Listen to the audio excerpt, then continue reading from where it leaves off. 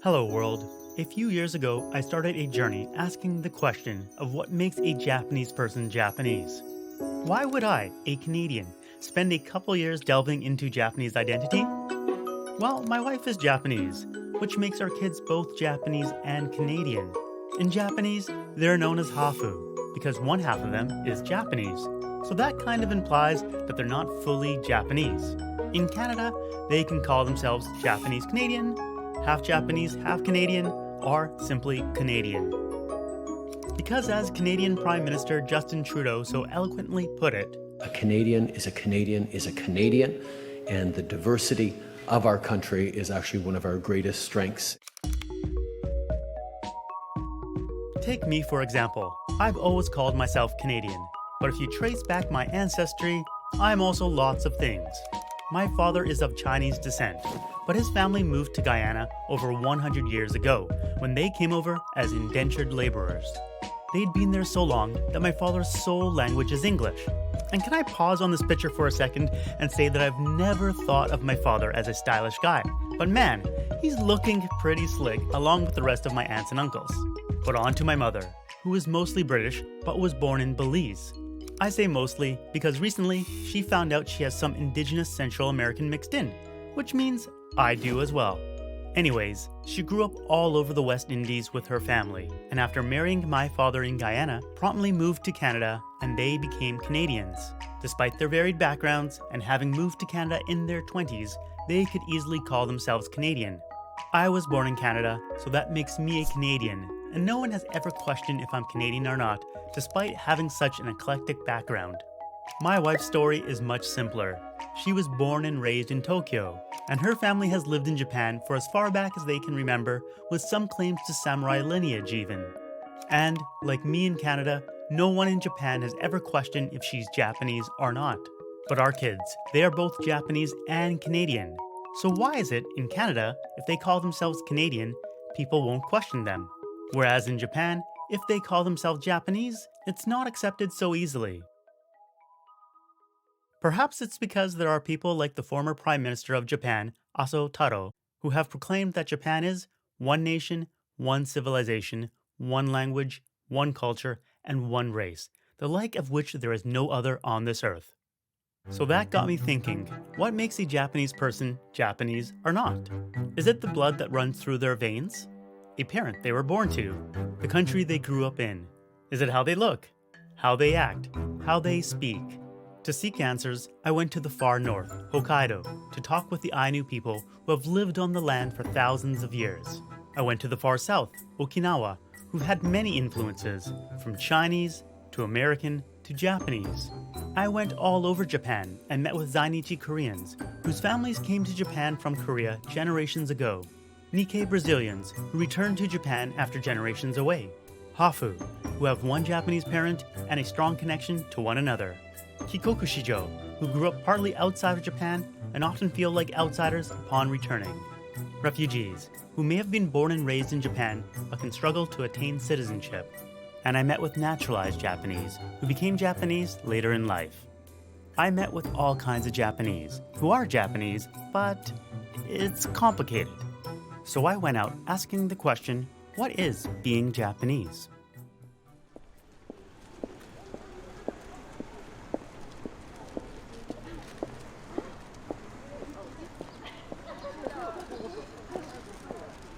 日本人ですかって聞かれた時に私はちょっと違和感を覚えて、日本人だけどアイヌでもあるみたいな感覚があって、そういうのをこう自然にこう自己紹介の時とかにも、日本人だけどおじいちゃんアイヌで、だからアイヌ語とかアイヌ文化とかすごい好きなんだよね、それが私のルーツなんだよねってこう気軽に、それがアイヌだけじゃなくていろんな人がそういう自分のルーツっていうのを大事にして話すことのできる国家っていうのがきっと私の中の理想ですね。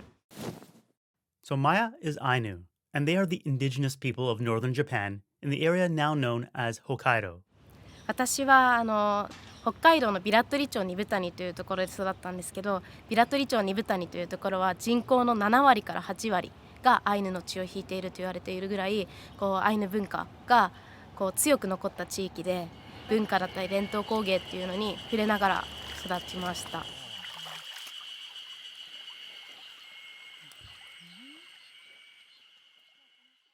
The Ainu were there before the Yamato, or as they were also called, Wajin, who settled the mainland of Japan and became the majority of modern-day Japanese. The Ainu had a different language and a different way of life, living in small villages, hunting and gathering. Ainu's community is really small. If you have 3 or 4 houses, you can say it's a Kotan village. So with some that kind of calculation, with the number of the river, maybe the number of the Ainu is not so different from today, maybe 25,000 or so. While they didn't officially become Japanese before 1869, they had been under the control of the Japanese Matsumaya clan for 300 years. So when the Meiji era began, the Ainu had already lost their autonomy. At the end of Meiji era, it's a kind of slavery system. Men have to go to seashore to work for Japanese people every year. 日本というかその日本的なものに合わせなきゃいけない。でそのアイヌの風習っていうのはまあ禁じられていくわけですよね。まあ入れ墨を禁止とか、鹿とか鮭とか勝手に取っちゃダメっていう話もそうですし、農耕に慣れてないアイヌもその農業やれって言われて与えられた土地があまり良くなかったっていうような話とかもあったり、日本に組み込まれてから苦労したわけじゃなくて、もうこの時にはもうほぼ力を失っていたというか、もう随分と酷使されているような状態でした。だからアイヌ語を教えない、アイヌ文化を教えないっていうようなことがそこであったわけですよね。だから、その中でやっぱりそのアイヌ同士で結婚するなって言われた家もあるでしょうし、その言い方はあれですけど、その血を薄める見開きに2ページくらいですよね。アイヌについてその社会の教科書、歴史の教科書で出てくる。教科書に書いてるのはもうその歴史的な大きな出来事で、その数字でしか書いてなくて、多分それ以外の方が文化なのかなって思うので、もう教科書に書いてないこと全部いろいろ学んでもらえたらなっていうふうに思いますね。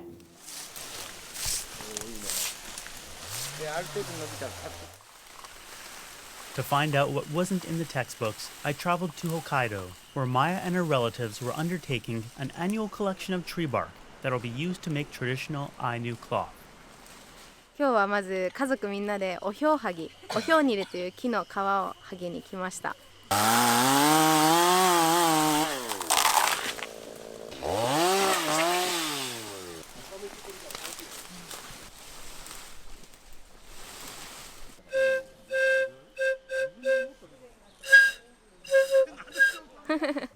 この作業っていうのも伝承していかないとダメなもので、でも1年に1回しかできない。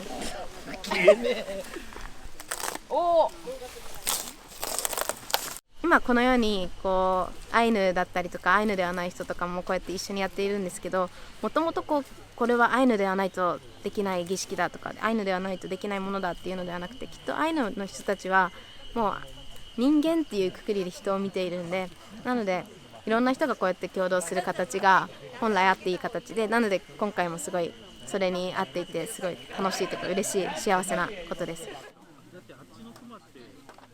While Maya proudly identifies as Ainu and Japanese now, it wasn't so easy for her to do so back when she was young. 両親もアイヌとしてすごい有名というか、すごい活動してる2人だったし、おばあちゃんだっておじさんだってみんなアイヌのことを誇りに思ってそれを仕事にしている人だったんですけど、なので検索したら名前が出てきたりしてしまったりとか、メディアとかにも結構出てたんで、両親とかにテレビに出てもいいとかっていう確認をされるのが私の小学校で。 Not only was her family well known, but her father was one of the only remaining teachers of the Ainu language. Consequently, それこそ小さい頃にアイヌ語の弁論大会とかにも出場したりしていて、でそこで最優秀賞をいただいたりしたんで、アイヌ語が少しできそうな子みたいな印象がきっと周りにもあったし、だからこそ期待されてたし、その期待に応えきれなかったりとかもして、ちゃんとウパパヘネ、ウパシクマヘネ、グレード6ではエンコレヨンに。それもやっぱりアイヌのことから一旦離れたかったとかもきっとあって、中学校ちょっと二部谷とは別のところに行ったんですけど、離れてみてやっぱりアイヌ文化っていうのが私にとって大切なものであって、両親もアイヌ文化のこと大好きだったんだっていうのも知れて、なので離れてみてよかったなって今だったらすごい思うんですけど、でも中学高校とはちょっとだけそのアイヌとして生きるか日本人として普通に生きるかっていうところを結構考えたりした時期もありました。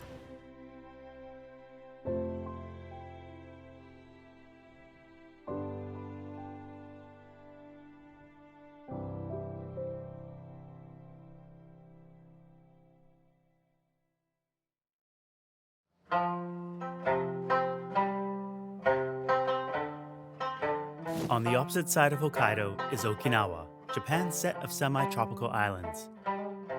Like Hokkaido, it wasn't always a part of Japan. It was the Ryukyu Kingdom, and Ryukyuans, like the Ainu, had their own languages, culture, and even a king. To this day, if you visit the islands, you can find remnants of the kingdom's many castles, including the seat of the former king at Shuri Castle. For a long period of time, the Ryukyu Kingdom was a tributary state of China.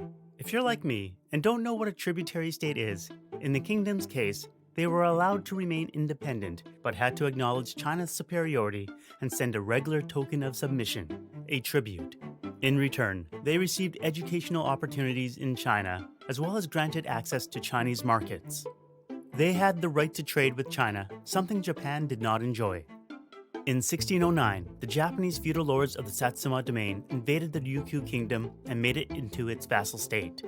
Alright, so I know you're asking, what's the difference between a vassal state and a tributary state?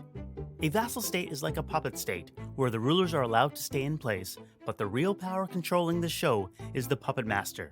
In this case, the Lord of Satsuma, on behalf of the shogun in Edo. So as to avoid conflict with China, as well as continue the ability to indirectly trade with it, the Satsuma domain had the Ryukyu kingdom remain a tributary to China. This is all a long-winded way of saying that while Ryukyuans were able to retain their languages and culture throughout this time, they were also heavily influenced by China and controlled by Japan. This changed in 1879, when the king was forced to abdicate his throne and the kingdom officially annexed as the prefecture of Okinawa. Over time, Ryukyuans, now called Okinawans, were forced to learn Japanese and adopt Japanese ways of life. 沖縄は内縄口ね、内縄口とも言うし島言葉とも言うし、それが普通の日常の会話だから、後から日本語っていうのは入ってきてますからね、いよいよ戦争が始まるし、日本人的な意識を持たせるためにも日本語を強制的に、私は方言をしゃべりましたっていう札を、方言をしゃべったら掲げさせられる。誰が密告するかというと、立たされた人が密告するの、学校の先生に。みんな罰受けたくないからどうしてたかというと、聞いたのね、喋らないようにしてたって自分の島の言葉を否定されるっていうところにおいては、やっぱりみんな嫌な思いしたと思いますね。その日本語が正しくて島言葉内縄口は正しくないみたいなね、ようなことはやっぱりみんな嫌だった。僕が生まれたこの島は紫るちな日のように明るく陽気な人々。ありがとうは沖縄はミフェーデビル、ありがとう。で、宮古島になるとタンディガータンディ。石垣島行くとミーファイユー。全然同じありがとうでも単語が全然違うんです。沖縄県はね、島言葉をしゃべりましょうってテレビでも一生懸命今コマーシャルやってるんですよ。おばあちゃんどうしたのKamagkagawa niya diyo. Ating agkarandaan de. 먼저 차 타비다가 知るともっと優しくなれるね。でもなかなか定着できなくて。So Uchinaguchi. So do you understand it? Do you know it? Do you speak it? Like what's? わからない。あんまりちょっとしか本当にフレーズわかんない。それも聞かないかな。話さないもんあんまり。ピカピカしたところ見て。わかる？そのおばあちゃんたち同士ではうちな口使うけど、その孫とか話すときは日本語で話す。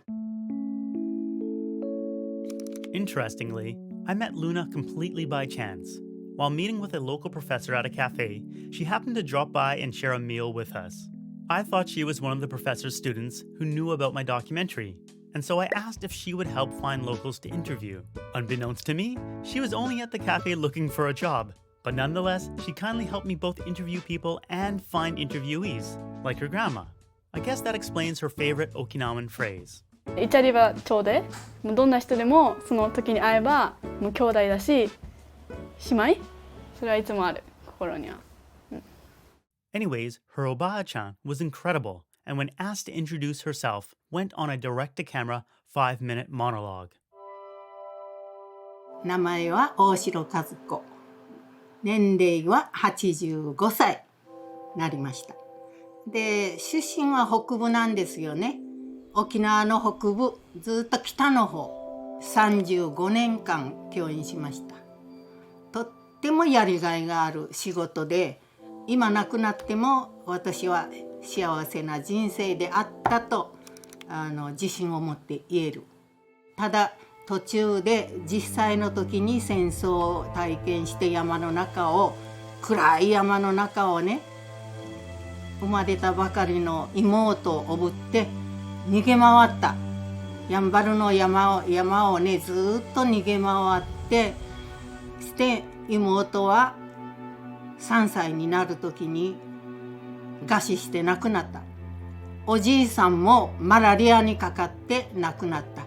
だから戦争のことには非常に敏感。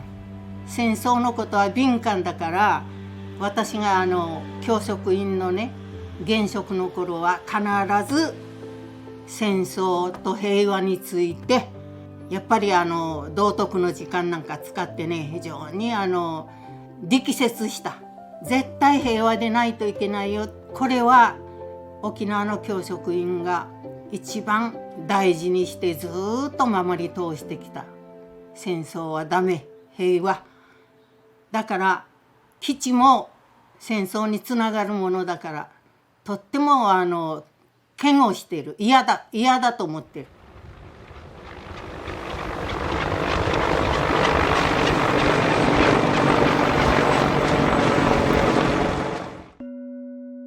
During World War II, Okinawa was the only inhabited Japanese territory that the US made landfall on.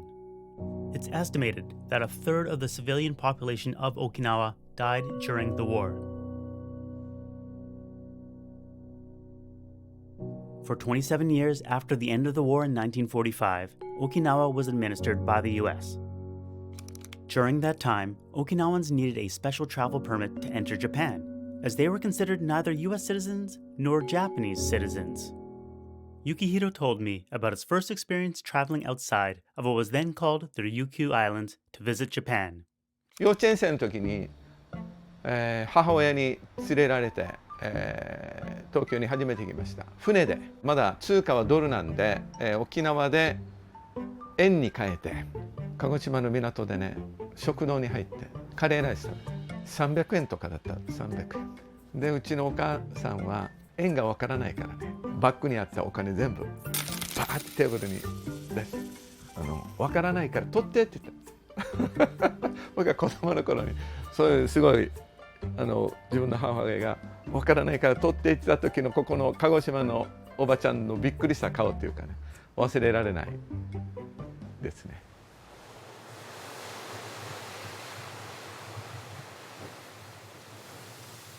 On May 15, 1972, Okinawa was reverted to Japan.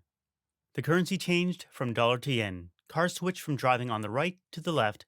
Yet the biggest change that Okinawans were hoping for, the removal of military bases, never occurred. Currently, U.S. military bases occupy 18% of Okinawa's total land. アメリカ兵でも個人的にはいい人もいるけどね。沖縄の人はアメリカ人に対してそういう反発を持っているというよりも、軍隊そのものに反発してるんです。沖縄の人たちは沖縄チャンプルー文化ですね。みんなかき混ぜる。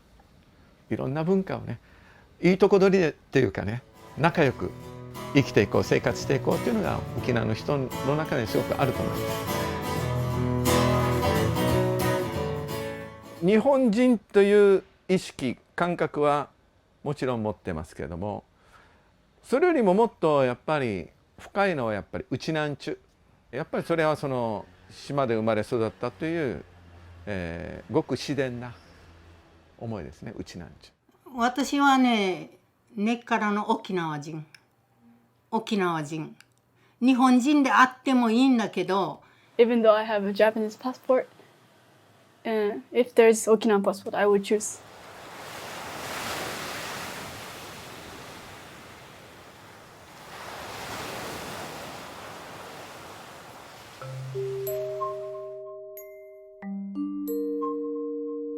In 1910, Korea was annexed by Japan. Under Japanese rule, many Koreans relocated to the main islands of Japan. They had Japanese nationality, and children were compelled to receive Japanese education.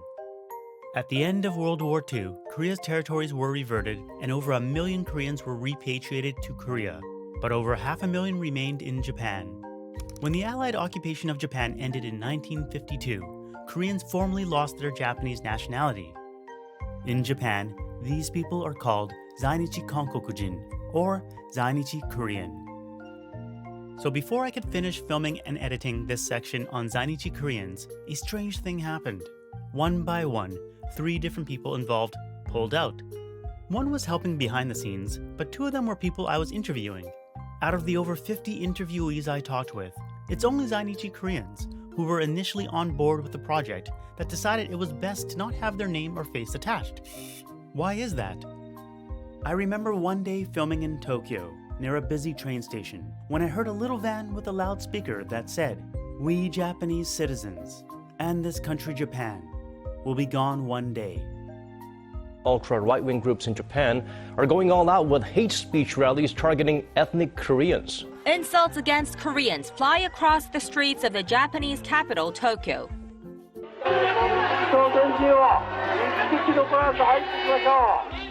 So there's the small, vocal number of Japanese that will speak out against Zainichi Koreans, but perhaps more scary is the anonymous people online who attack Zainichi Koreans. I think it's this loud minority that my interviewees are hiding from. Instead of cutting out their experiences completely, and in order to keep their identities hidden, I had someone voice what they had said. To be clear, while the man I interviewed is indeed the real person, the woman you hear is simply retelling the experiences of Zainichi Koreans I interviewed.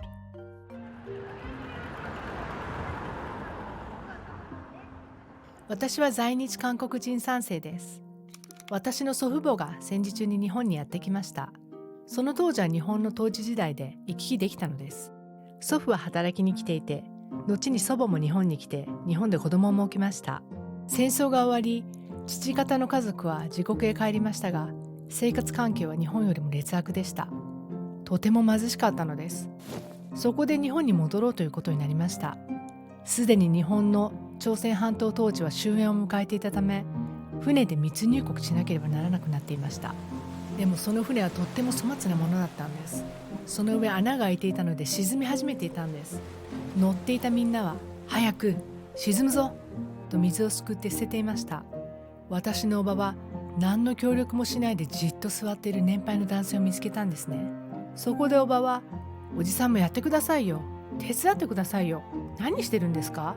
でもその男性はじっとしたままなんです。船が沈み続ける中、日本の漁船が通りかかるのが見えたんです。そこでみんな、助けてください、お願いしますと叫んだんですが、漁船の日本人漁師はきっと朝鮮人の集団かとでも思ったんでしょうね。するとその時じっと座っていただけの男性が突然立ち上がってポケットからお金の束を出したんです。そうしたら漁師が、分かった、みんな乗りなさいと。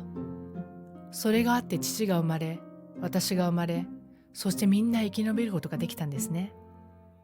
My name is Motonori Khan. That's my Japanese name. And I also have a Korean name, Wanda Khan. I'm a third generation Korean Japanese. When a lot of Koreans that migrated to Japan, we had to come up with a Japanese name to live like Japanese. And so we came up with Nishihara. Nishi is west, Hara is a field. You can say that the name represents Korea. Korea is geographically on the western part of Japan. For early Zainichi Koreans, assimilating into Japan was often a necessity in order to avoid discrimination and to be able to access jobs. This would entail taking on Japanese names, speaking Japanese, and acting Japanese. This would mean that at some point in their lives, their children would find out that they're not Japanese, at least nationality-wise. 母が初めて私が日本人ではなく在日韓国人だと教えてくれたのはある日一緒にお風呂に入っている時でした。母は幼稚園に行ったらいっぱい日本人の子供たちに会うのよ。でね、あなたはね、日本人ではないのよと言ったのです。その時、日本人って何？と思ったのを覚えています。日本人じゃないの？同じじゃないの？と言っても母は違うと言いました。母は私に他の子は日本人なの。あなたは違うのよ。韓国人なの。と言いました。私には分かりませんでした。何が違うの？全く一緒の見た目じゃない。私は小指を見せて、これぐらい？これぐらいは同じじゃない？と言ったんですが、でも違うのよ。と言われたんです。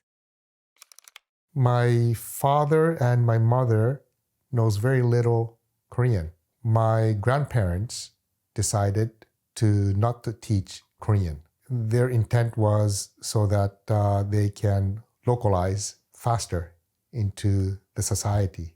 Being Korean back 60, 70 years ago was a tough time for them in Japan. So they probably didn't want my parents to experience the same kind of situation.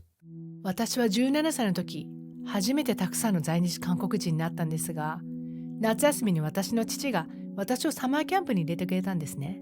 それは在日韓国人の子供たちがソウルを10日間訪問するものだったんです。そのキャンプの最終日に参加者の女の子がやってきて、あなた友達に自分が在日韓国人だって言ってるの？と聞いてきたんです。私はもちろんよ、隠してないから。いつも言ってるからって言ったんです。そうしたら彼女は、本当に？みんなは何て言ってるの？ってとっても気にしてるんです。そして私は自分が在日韓国人だって絶対言わないの。でもいつかバレるんじゃないかって毎日不安なの。だから国籍を変えたいの。でも両親がダメだって言うから20歳まで待ってるの。なんて言うんです。それは20歳以下だと両親の許可が必要ですが、20歳になれば自分自身で国籍を変えることができるからです。私はどうしてと思いました。私はそれまで一度も差別を経験したことはありませんでした。だからなぜ秘密にしなきゃいけないのか全く理解できなかったのです。I don't know how, but words get around and people find out. My school friends find out that I'm actually not Japanese and I'm Korean. And there was a stereotype bullying phrase and name callings back then to Koreans that we smelled like kimchi and garlic. When I was a child, that did hurt. But then again, I had lots of good friends as well. So kept my spirits up.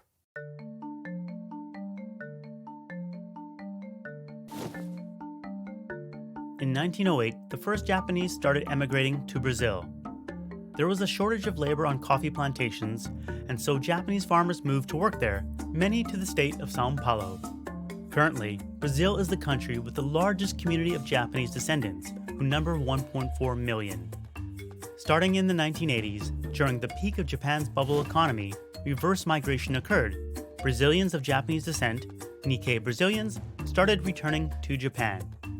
To find out more about Nikkei Brazilians, I visited with Professor Oka, who teaches at the Tokyo Gakugei University. He was about to take his students on a trip to a Japanese city where many Nikkei Brazilians work and live. 日系ブラジル人は、やはりブラジルに移民した日本人の子孫だということで優遇して定住者ってビザを与えて、それで日本の、工場とか自動車工場とか、電気工場とかで今度行くブラジル人の群馬県の太田市とか大泉町っていうのは電気会社とか多いんですね。そこに結構ブラジル人が集まってるんです。在日ブラジル人は、まずは出稼ぎで来てるっていうことだと思うんですけど、何年かやっぱり日本で働いたら、お金を貯めて帰ろうっていうことで、来てて、それ工場とかでやっぱり固まって住んでるんですよね。ですからそこではあんまり日本語使ってなくて、日本語あんまり使わなくてもその一つのコミュニティができてるんで、そこで働いて。I worked from 2016 to until last year. I work at a factory for like 12 hours a day. But the work itself is not the hardest part. It's like you're in a different culture because even though I grew up with a Japanese father, I grew up in a different environment. So you kind of think you're Japanese until you get there, because it's really strange. Here in Brazil, people used to call me, "Oh, look, it's the Japanese, it's the Japanese guy." And there in Japan, we have this problem because we Brazilians refer the Japanese as Japanese than who we are. It's really strange.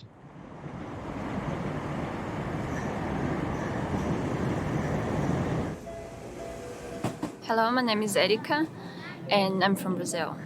Yeah, so my mom's Japanese. She doesn't have a Brazilian citizenship. She's in Brazil since she was 8 years old. And also my father, he's Japanese.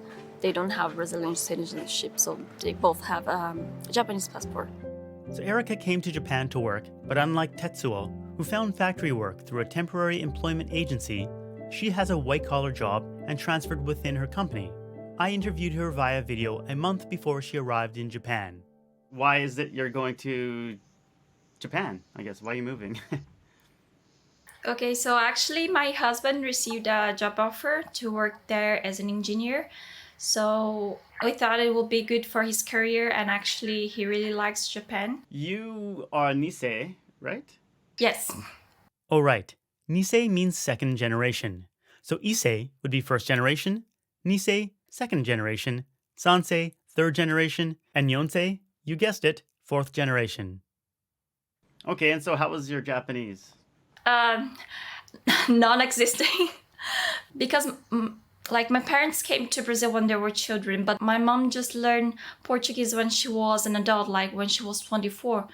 So she actually made some mistakes, and I think my father, he was afraid that we might learn something incorrectly in Portuguese and, I don't know, mix up letters. So he said that she shouldn't talk in Japanese. So that's why we didn't learn. When I was a teenager, I told my father, so I think now it's time to learn. I'm not really keen on Japanese, but I think it's like I should. And he said, no, just study more English because Japanese is useless and it's too difficult and etc. He said it's just a waste of time.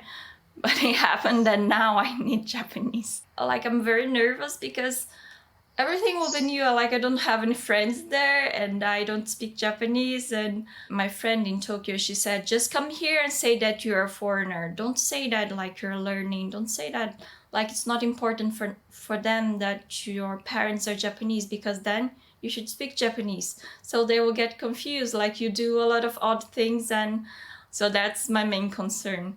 Like being accepted, because like it's a lot of it's very different. It's very different. In my first month in Japan, I tried to find community Japanese language classes where Japanese volunteers, mostly seniors, would teach us Japanese, and they were really kind toward me. Every time they bring snacks. Most of the times, Japanese were really kind toward me and accepted me. I don't know how they perceived me, if I was like someone who can grow as a Japanese, or maybe just a Brazilian who's really working hard to adapt to their culture. If people came to me and spoke like, you're not Japanese, I would say, yeah, I'm a half Brazilian, half Japanese. Like, I have both cultures, so deal with it.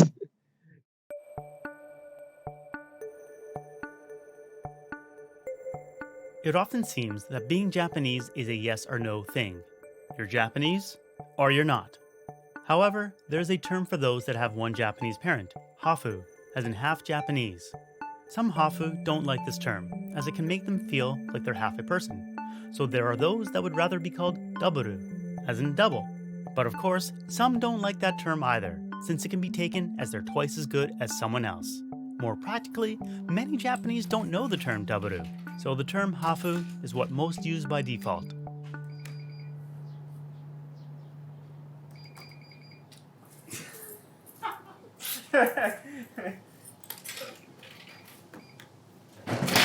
They marked it wrong.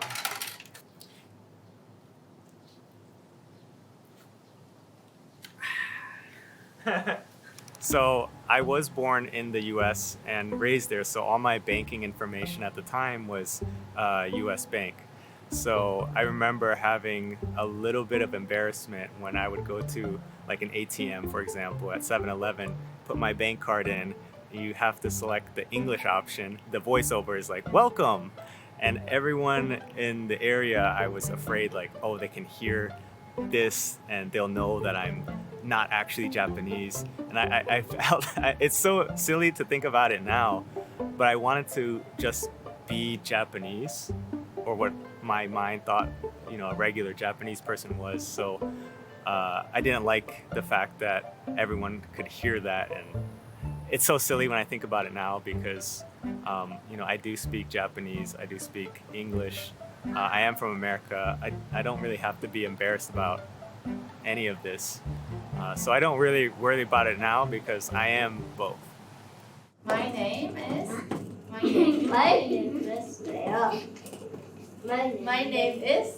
Naomi. 岩沢直美です。日本とチェコのハーフで、多様性の違いを楽しめるようにそういうことで、活動しています。My name is Naomi. I'm Japanese. My mom is from Czech Republic and I grew up in Japan, Germany, and Hungary. I'm here in Japan working on embracing diversity. お寿司食べたい。私は自分が日本人だなというふうに感じたのが、初めハンガリーに行ってからなんですね。つまり6歳、7歳。自分はこれまで日本人として日本で過ごしてきたし、幼稚園の当時は特に直美ちゃんって違うよねって言われることはなかったんですね。だからなんか違いがあるなんて意識したこともなくって、でハンガリーに行くと、インターナショナルスクールだったので、みんな自分はどこどこから来たっていうことをやっぱり主張して、だからこういう自分は文化を持ってるんだっていうことをこう共有し合うような空間だったんですね。私は日本人だ。でも母親はチェコ人だから、でもチェコ人だなっていうふうに考え始めるようになりました。日本に帰ってきて、日本人じゃないやんっていうふうにこう自分の国に帰りやっていうようなことを、クラスメートから言われるようになって、で私でもやっぱり日本人だなと思ってはいても、なんか靴箱の中に泥が入っていたりとか、体操服がゴミ箱に捨てられてたりとか、こう髪の毛茶髪やからそんなんあかんでっていう風に引っ張られたりとか、ピアスを引っ張られたりとか、こういう私は背景があって、だからピアスをしているとか、地毛がこういう色なんだっていうことは伝えても、なんだろう、こうずるいっていう気持ちなのか、羨ましいなのか、憎いなのか、どういう気持ちが、それぞれにあったのかはちょっとわからないんですけれども、そういうことを経験しました。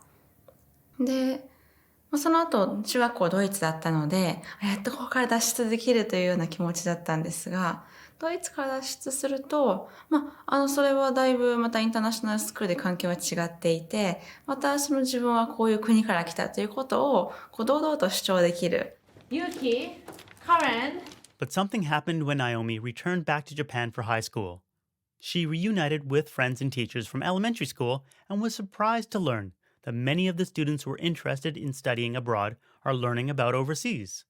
You see, back in elementary school, her parents had offered workshops about cultures around the world. And of course, Naomi talked about herself as well. She felt that the exposure to different cultures at a young age helped shape the views of her fellow students in a positive way. She then started an organization called Kalmany, combining the words culture and harmony, wishing to build a society where many cultures harmonize with each other. She went on to tell me about one of her experiences inviting international guest students to give a workshop in a school. ハイチ、イスラエル、韓国の留学生ゲストを連れて、それぞれのゲストの文化を知ろうっていうプロジェクトで小学校を訪問したんですけれども、見慣れていないというのがあって、その黒人の子が入ってきた時にちょっと泣いて逃げちゃった子もいたんですね。で、面白かったのが丸抜ゲームをしたんです。で、これは全くその予測していなかったことなんですが、お箸は日本でしか使わない丸か×かとか、なんかね、丸ばっかりなんですよ。で、よく見ると黒人の子が×を持ってたの。なので、そっちに近づくのがちょっと怖かったみたいなんですね。で、ちょっと迷っている子たちも、でもな、みたいな、この×の丸寄りのところにいたりとかして、面白いなというか、もちろんね、その子たちがその黒人嫌いとか、黒人差別をしたいみたいな気持ちは全くなくって、で、そのね、ゲストはすごく子供慣れしていて、遊ぶのが上手だったので、もう90分、1時間半もしたら、すごい慣れて、子供たちも背中に登ったり、髪の毛チリチリじゃねえなんて言って話して遊んだりはしてたんですけれども、なんかその経験って、小学校1年生、2年生、3年生、だから泣いて逃げても、ちょっと怖がっても避けても、すぐに乗り越えたり、しょうがないよねって思ってもらえたりするものかもしれないけれども、なんかそういう経験が若い頃、小さい頃にあればあるほど、なんかいろんな多様性に対する価値観とか、違いに対する恐怖とかっていうものが取り除かれていくのかななんていうのは、なんかすごく感じるエピソードだったんですね。Okay. May, where is Japan? Yes. And Kota, where is Canada? Yes. My name is Tetsuro Miyazaki. I am a Belgian Japanese photographer.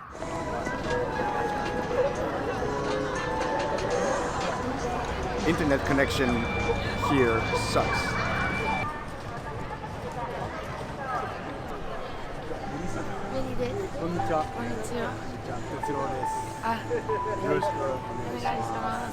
I'm the photographer of a photo project called Hafu to Hafu, which is about mixed race Japanese identity worldwide.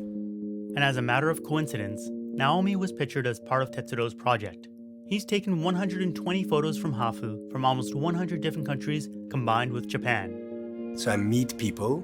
We have a 1-hour discussion. It's a very open talk about who we are, where we come from, what issues we face. What we have in common is what we discuss, and then what separates us, what makes us different from each other. And at the end of this conversation, we try to distill, if you want, one single question that kind of summarizes the whole conversation or the main topic of the conversation. どういう見た目がハーフだと思いますか? And that's what I put in the book.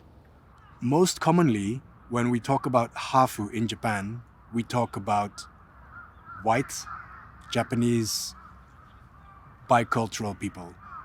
You speak 2 languages, maybe 3 or 4. That's the common image we have. Some people who are half black and half Japanese do not identify as Hafu because the rest of the world doesn't see them like that. I want to redefine the image that we have of what is a half Japanese person and what does he or she look like. Hi, I'm Monique. I was born and raised in Japan. My dad's African American from Tennessee, and my mom's from Tochigi in Japan. So, my high school is right over there, and then that area, that building there is the food court. Everybody can eat there. And then that tower over there is the Nanaban Tower. I was there until I was like maybe 10. So I was born off base here in Yokosuka, and so I was able to get my American citizenship through my father, since he was already American, and then my Japanese citizenship through my mom. You know, looking back, I guess it was a very unique sort of experience. I didn't know because that was all I knew at the time. Constant, like literal transition from one community to the other, one language, one culture to the other. Generally needing to be ready to bridge connections between people, or, you know, whether it be incidents or just kind of opportunities. That was kind of my role. So I always found myself being the translator, like even for field trips in 3rd grade. The Yokosuka community is very used to having the military around. It's been around for, you know, since World War II. So when they see someone who looks like me speaking Japanese, they assume it's because my mom's probably Japanese. You know, being here was kind of like being in a bubble. People are used to like people like me.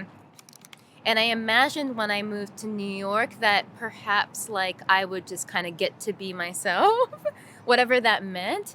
But it turned out that wasn't necessarily so. It became a little bit more complicated, I guess. And when I first moved to New York when I was 18, my hair was stick straight. And at that time, I was very attached to that. And I felt like if I didn't have that hair, people wouldn't imagine that I was Japanese. Like they wouldn't think that I was. And that was like very important to me at the time. People thought I was like Polynesian. People thought I was like Indian. And then some people who were also like half Asian and half black would find me on the street and we would look at each other. We'd be like, oh, are you half black, half Asian? We get really excited. Monique had so many interesting stories about her interactions in the US, but this one with a visiting Japanese student at an education conference was surprising to hear. When I started speaking to him in Japanese, he was like honestly creeped out. And he literally used the word grotesque. Yeah, I mean, poor choice of words, but like that was really like, whoa. But, you know, watching Japanese television, I could see how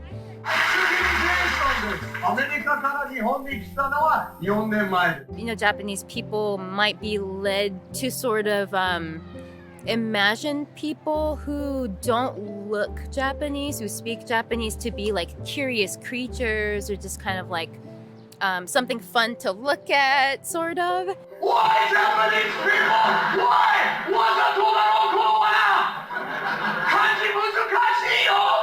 Next!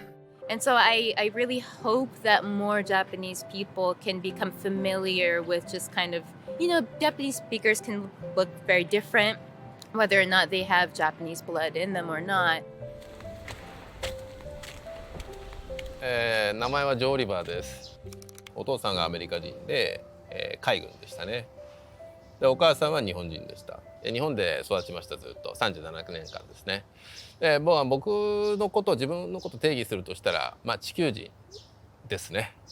日本では日本人とは思われてないです。外国の人からは、まあ西洋の人から特に日本人としても思われてます。周りが僕のことを勝手に決めるので、僕はもう地球人としてしか言えないので、なので皆さん勝手に決めてください。僕は地球人です。Joe was incredibly fascinating to speak with as he grew up in Yokosuka, the same area as Monique, although she lived on base while he lived off. Their experiences, while only separated by a few years and a number of blocks, were drastically different. で、まあ僕が生まれた頃にはもう2人は離れ離れになっていて、ただまあ僕はもう小さい時からお母さんに一人で育てられてきましたね。小学校入るまでは幸せだったんですよ。日本の保育園行ってたんですけど、人種差別ないし、だから幸せですよね。6歳までは。7歳から地獄です。高校3年生まで。長い12年間でしたよ。小学校1年生の時から3年生の時まで、まあ断続的ではあるんですけど、周囲の、大人たちに、まあリンチされたりとか殴られたりとかおしっこかけられたりとか、まあ、とにかくひどい思いをしてきましたね。まあ僕だけじゃなくてお母さんもそういう周囲の人たちに、まあ、傷つけられたり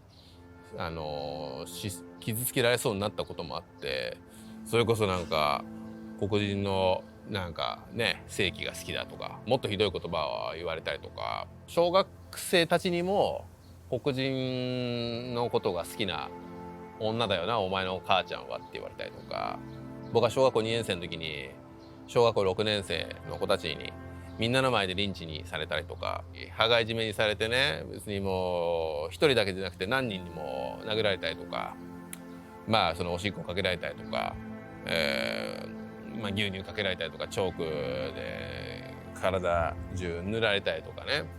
僕のようにそういうねミックスドレイスの子供の気持ちを先生たちが分かってくれてたかって言ったら、ちょっとそれも怪しいかなと思う。であとその警察にお母さんと一緒に行ったことあるんですよ。でも警察に言われたのは、いやいやアメリカ人との間の子供だから仕方ないだろって言われましたね。お前がアメリカ人の子供を産んだからだろって。だから米兵にしか助けてもらってないです。米兵だけですね。たまたま通りかかった米兵に、まあ、僕がそうやって大人たちとかにそうやって殴られたりとかしてる時に、たまたま米兵が通ってそれ助けてくれて、でその助けてくれた米兵たちも白人もいたし黒人もいたし、そう中にはその僕のために泣いてくれる白人米兵もいたりとかして、まあ、彼らだけでしたね助けてくれたのは。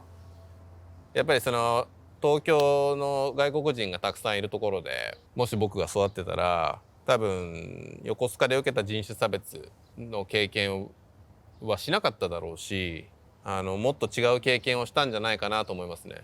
まあ、なぜかというと僕が東京に17歳から東京で働いてるんですけど、東京で人種差別されたっていうのないですからね。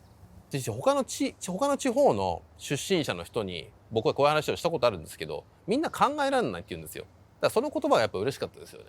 だからまあ僕が経験してきたことがやっぱりあまりにも特別すぎたっていう感じですよね。だし日本人が聞いてもおかしいってみんな言うから、そうだから本当に運が悪かったわけです。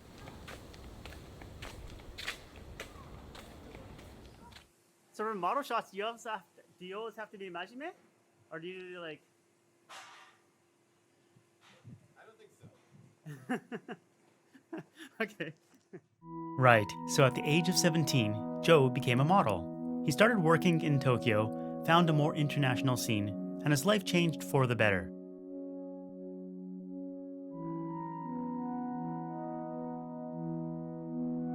The next group of Japanese I'll introduce is Kikokushijo, or in English, returnees. These are Japanese that spent part of their childhood outside of Japan. In many ways, they have a lot of similarities to the Hafu I interviewed, as they too are living between cultures. While they have two Japanese parents and look typically Japanese, they often have difficulty feeling completely Japanese. 私は木内稔です。日本の国会議員で今国会対策副委員長をしております。I'm 54 years old and I lived in West Germany from 1971 to 1975. So when I came back to Japan at the age of 10, I had trouble with Japanese writing at elementary school. And I also had some trouble fitting in because 5 years in Germany made me more assertive than my classmates. I felt I am half Japanese and half German, but now I am 88% Japanese and 12% German. So I think naturalized Japanese citizens are really Japanese, just like me. I'm fairly sure that the 88% Japanese, 12% German bit was a joke about the precision of both Germans and Japanese. But who knows? This record is made in 1930s in Japan, before the World War II. Did you know that at that time many Japanese people loved American movies and jazz? Western style. 私の友達のジャズピアニストです。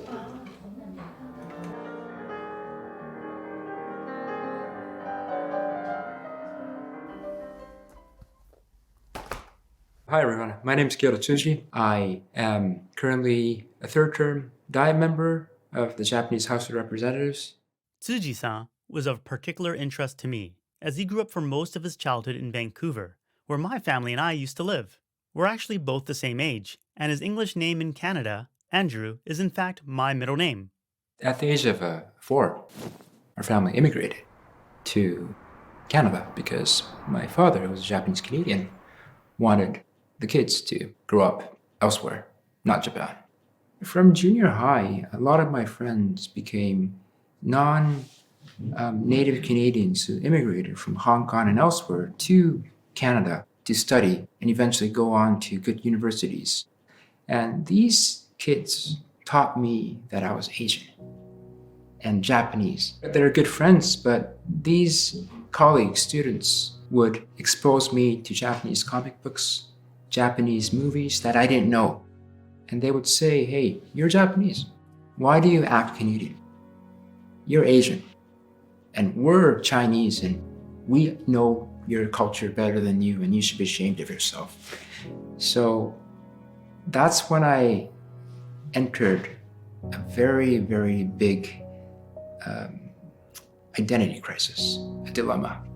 Some of these Asian kids would call me a banana. In case you never heard it before, banana is a term used to describe someone who's yellow on the outside but white on the inside, like a banana. I started thinking to myself, hey, how about Japan? Maybe that is an option that I never thought of. And I consulted my mother, and she never thought I would ever return to Japan. So she said, no, you probably won't make it because they'll probably alienate you because you look Japanese, but you're not Japanese. If you look different, maybe they would treat you better, but I don't want you to go through hell. That was literally what my mother told me. And I told her, hey, you'll see what I can do. Because I never wanted to give up on something. I didn't even initially think of climbing that mountain, but if they told me I cannot do it, then I was like, hey, I'll do it. So Chichi-san returned to Japan for college and said it was his first exposure to Japanese culture. His main difficulty was that other Japanese people didn't realize my differences. I was like an English book with a Japanese cover. So many people judged the book by its cover. And initially they would say, oh, he's interesting. But after a few weeks, they realized this person has not read the same things, has not spent the childhood that these people can relate to. So gradually your phone stops ringing. No one would bully me or no one would treat me in that way, but they would just, every time I smiled, they'd smile. But that's it. I couldn't relate deeper. It was very, very modest, but you feel that difference. In a way, it's very racist. Very racist. And every culture has its own racism, I feel. I don't want my kids to experience what I did, It's just too tough. But no pain, no gain, kind of. Hi, my name is Honomi Iijima. I'm Japanese. So I was born in Kanagawa Prefecture, and I basically grew up in the same area until I was 13. So I have to cut in and say that I filmed Honomi next to a busy train line, and it was noisy. So I'll tell part of her story. Like happened to many Japanese kikokushijo, her father got transferred out of country for work, and her family ended up in the Bay Area of California. She attended local schools and said she got the complete American experience. Part of that was having to introduce herself, to which she always said, I'm so-and-so and I'm from Japan. It drilled into her that, yeah, she was a Japanese person. So it's in America where she realized that being Japanese was part of her identity. After 3 years at the age of 16, she returned to Japan and went to a regular high school. And in a way, that was a bigger culture shock for me because, here I was coming back to Japan, feeling more like a Japanese person, like more aware of that kind of cultural and ethnic identity. And then here I was back in like the usual, like old stomping ground, and then feeling so like isolated in a way and feeling so disconnected. And it's like, what is this feeling? Like, I feel like I'm here, I'm back home, but I don't feel like I'm back home. And that's when I started to kind of think about, like, what does it mean to be a Japanese person? Like, what makes me Japanese? Like, is it because I'm born here and I grew up here for a certain time? Is it because my parents are Japanese? but then like how do I feel so out of place? Like Honomi, I think everyone I interviewed asked that same question. Who am I? What is being Japanese?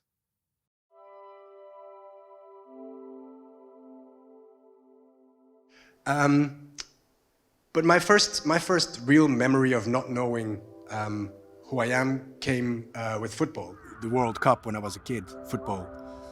They asked me, who are you for? Like, Belgium, right? I said, nah, yeah, but, you're Japanese, no? Like, yeah, but, Japan doesn't even participate. Back then, Japan was not a football nation. So I'm like, no, I'm Belgium, of course not. And then the kid said, no, you cannot be Belgium, you have to be Japan. And then with other people, the next person asked me, who are you for? I said, Japan, because I thought that's the right answer. And they said, no, but aren't you Belgian? So whatever answer I gave to that question, it was always questioned again and again and again. So I always had to argue. And I realized that this type of questions is a questions that people from mixed origin get all the time. And it's because we get these questions that we doubt where we come from. It's not because deeply rooted in me there's a soul search or a search for identity. It's because the rest of the world wants to know who I cheer for, what kind of food I want to eat, that I doubt what the correct answer is.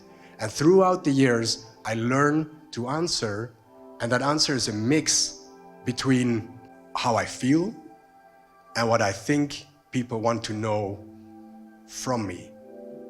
What do people expect to be the correct answer?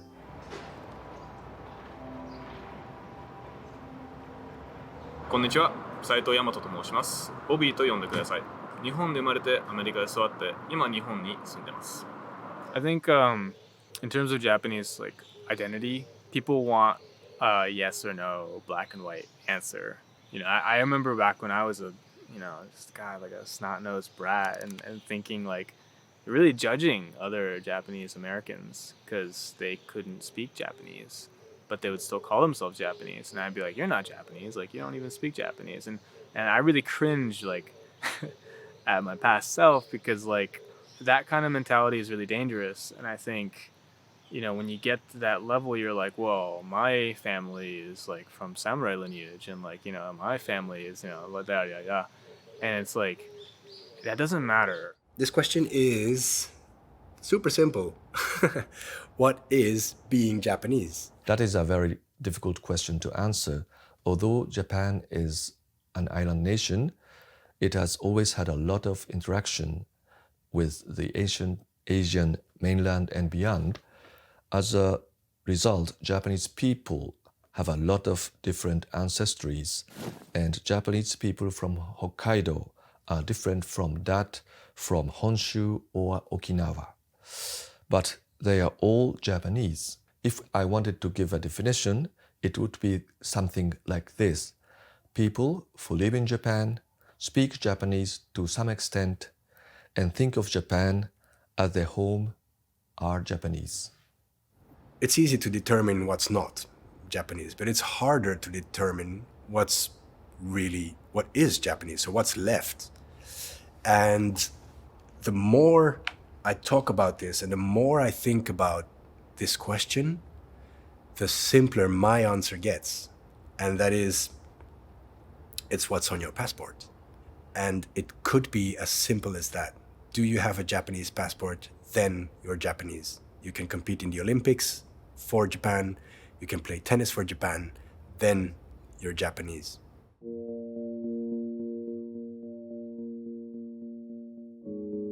After talking with so many Japanese people, they started to suggest a lot of similar ways to determine one's Japaneseness. Are your parents Japanese? Do you have Japanese nationality? Can you speak Japanese?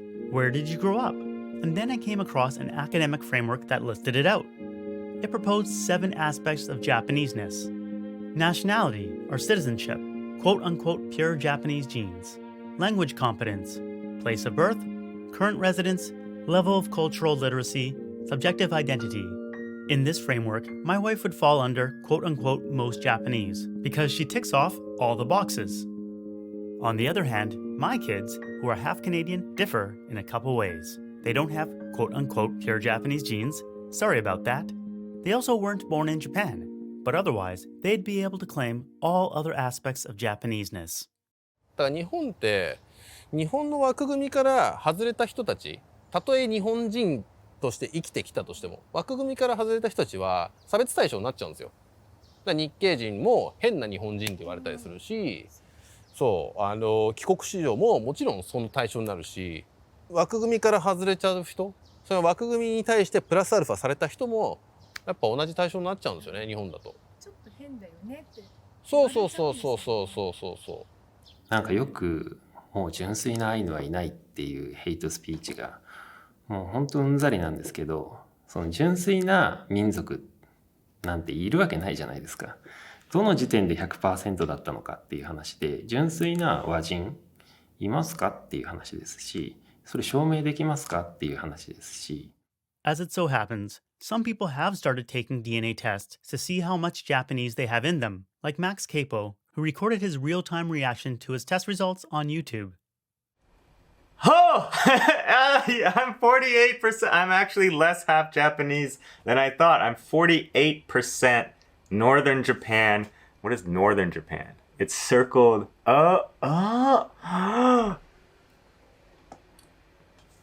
I'm a little bit surprised because my mom is Japanese, but she actually has been told she looks a lot more like Inca Indian, which is like South America, I think. That's more related to like the Ainu people in northern Japan. So the fact that I'm 48%, does that mean my mom is Ainu? If you go back to that academic framework, you'll see that pure Japanese genes is in quotation marks. Even though it was published before DNA ancestry tests were available to the public, it's been clear for a while that using genetics to determine whether you belong or not is quote-unquote problematic, to say the least. Other criteria can also be dicey to judge. Take cultural literacy. Is the naturalized Japanese who visits a Shinto shrine every day more culturally literate than the born and raised Japanese who visits once a year for Hatsumode? Does practicing Budo, martial arts like karate, make you more Japanese? The Pew Research Center did a global study, and of the 14 countries they polled, they concluded that language was the cornerstone of national identity. Interestingly enough, both the US and Japan had 70% of its citizens answering that being able to speak our national language is very important for being truly American or truly Japanese. If you throw in the additional 22% in both countries that think it's somewhat important, it's clearly seen as the most important trait for belonging to each respective country. For Japan, if you go back in time, in the mid-19th century, before the Meiji Restoration, people of different feudal domains could communicate with each other only by writing in Chinese characters. Even nowadays, language competency can vary so greatly, from local dialects to the ability to speak the formal style of Japanese called Keigo.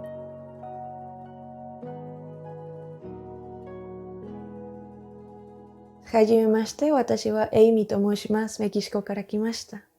My full name is Amy Sofia Castañeda Cato.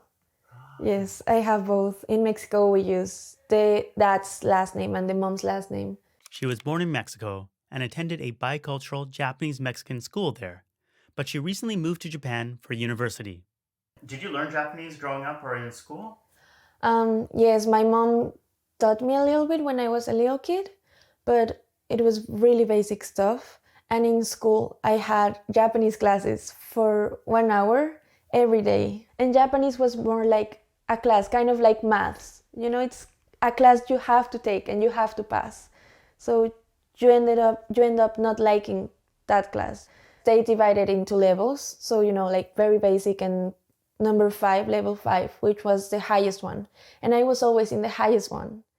But coming here to Japan, I realized it was not enough. I love living in Japan. I love their culture. I love being here. I love being Japanese. But I don't like the language. I don't like the language. I hate studying it. I don't like talking with it. I don't like using Japanese. Hello, my name is Edo Inoue. I am an American-born Japanese citizen. What is the one thing that Japanese in Japan have in common that is like common to like 99.9% of the population. And I would argue that it's probably speaking the Japanese language morning to night. Like it or not, Japanese is not my first language, so I speak it with an accent, and I say things that are grammatically incorrect. I pass a JLPT-1. For those of you that don't know, JLPT stands for Japanese Language Proficiency Test, and JLPT N1 is the highest level you can achieve. In English, the equivalent test might be TOEIC, or Test of English for International Communication. To achieve JLPT N1 status, online estimates vary from 2,000 to 5,000 hours of study required. But anybody that has passed will tell you that once you've passed it, they'll say, congratulations, you hit the starting point. And that's where it begins. It doesn't mean you're fluent. It doesn't mean you're native. It's far, far, far from that. I realize that the Japanese language, because I can't speak it perfectly, is a career handicap and is something that I will always have to overcome. People that can't speak Japanese very well, they look at me and say, "Oh, but you speak it so fluently, and you speak it perfectly." And I say, "Well, if your Japanese was better, you would know that it's not." そういうコメントとか聞くと、最初はなんかありがとうありがとうありがたいと思うんだけど、でもやっぱりそのコメントの理由だから優しいから本当に尊敬してるからそうやって日本語上手ですねって言ってるんじゃなくて、本当はなんかハーフの子にしては日本語が上手ですねとか外国人にしては日本語が上手ですねって。Even for those born and raised in Japan, the Japanese you speak may not be standard Japanese, which is the kind of Japanese that you would hear TV announcers speak. For example, while this announcer is originally from Kumamoto in the south, he doesn't use his local dialect. 広島での1年の勉強を終え、帰国を前に平和公園の原爆慰霊碑に祈りを捧げました。So if you didn't grow up in the Tokyo area, you may appear uneducated or unsophisticated. Hi, my name is Ann Kuninaga. I'm from Okinawa, Japan, and I consider myself Okinawan and Japanese. When I talk to people from Okinawa, I talk like them, like Okinawan Namadi. But like in Tokyo, I talk to a lot of people who's not from Okinawa, so I try to like speak like the normal people, not from Okinawa. You know what I'm saying? So yeah, that's kind of hard to like change like time to time. There are moments where I have struggled a lot with what I need to do to be Japanese enough. Before I moved to the States, I wanted to gear up and take all the exams I could so that I can prove on paper how proficient I was in Japanese, because I felt like I would be challenged because of how I looked, how much Japanese I was able to speak or read or write. And so there are moments in time where I get frustrated because I've been in the States for so long where I lose my Japanese touch and I might do something that I might not have otherwise if I had been here like the whole time, you know. One last point I'd like to make on language is that many of the interviewees chose to be interviewed in English rather than Japanese, even though their Japanese was stronger. The reason I was given by some is that they felt they could speak more freely in English.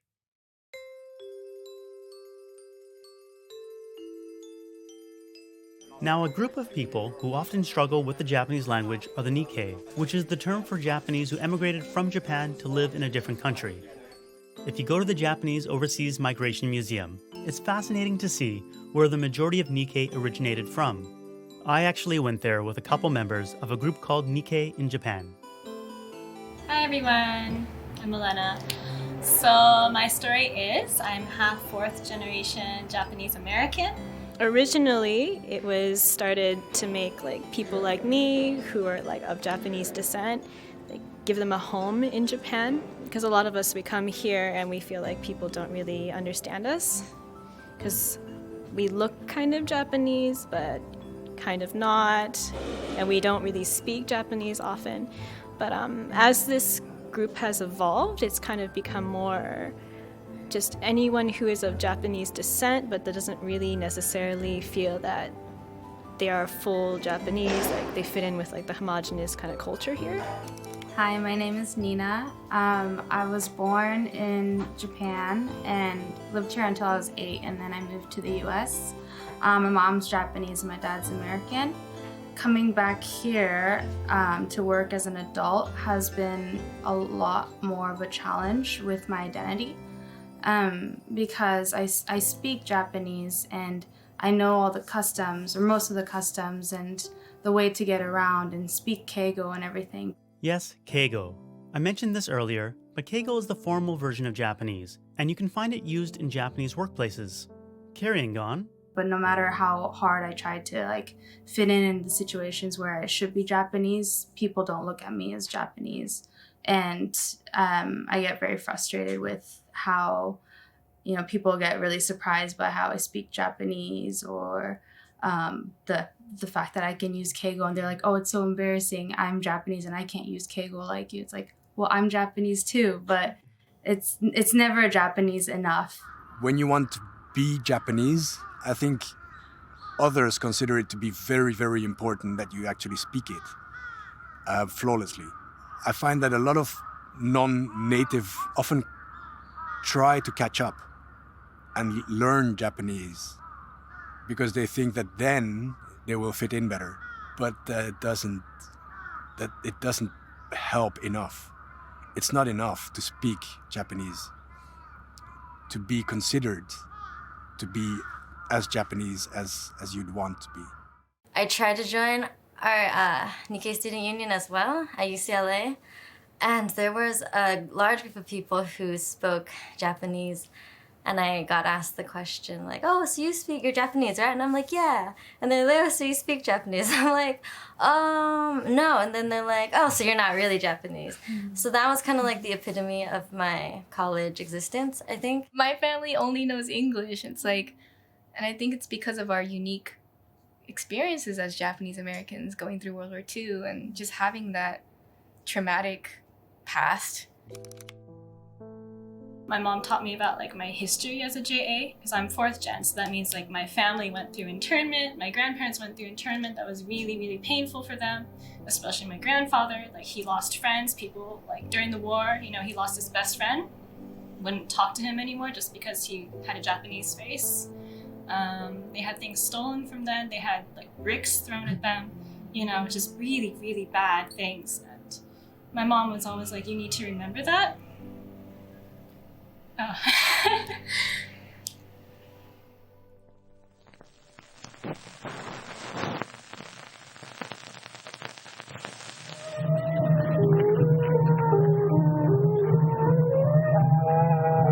All persons of Japanese descent were required to register. The Army provided fleets of vans to transport household belongings and buses to move the people to assembly centers. Behind them, they left shops and homes they had occupied for many years. We are setting a standard for the rest of the world in the treatment of people who may have loyalties to an enemy nation. We are protecting ourselves without violating the principles of Christian decency. So that first video was made in 1942, soon after relocation orders were put in place. In their follow-up video, just 2 years later in 1944, you can tell the change in tone. Evacuation. More than 100,000 men, women, and children, all of Japanese ancestry, removed from their homes in the Pacific Coast states to wartime communities established in out-of-the-way places. 2/3 of the evacuees are American citizens by right of birth. The rest are their Japanese-born parents and grandparents. The people are not under suspicion. They are not prisoners. They are not internees. They are merely dislocated people, the unwounded casualties of war. While they have many things in common with ordinary American communities, in the really important things, relocation centers are not normal and probably never can be. Home life is disrupted.